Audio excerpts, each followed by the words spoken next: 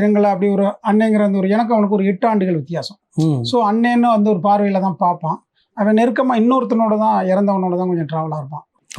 அவன் கொஞ்சம் அந்த ஒரே ஏஜ் 2 பேரும். நம்மள ஒரு மரியாதைன்னு இல்லை. ஸோ அண்ணன் அப்படின்னு அந்த ஒரு அடுத்த கட்டத்தில் வச்சுருப்பான்.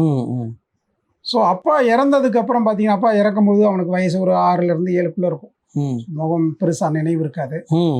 எங்கள் அண்ணனும் ஃபேமிலியில் ஒரு பெரிய ட்ராவலில் பொது வாழ்க்கையில் தான் இருப்பான். அதனால் பார்த்தீங்கன்னா அவன் வந்து என்னைய ஒரு பார்வையில் அப்பாவை பார்ப்பான், ஒரு பார்வையில் அண்ணனாக பார்ப்பான், ஒரு பார்வையில் சக நண்பனாக பார்ப்பான்.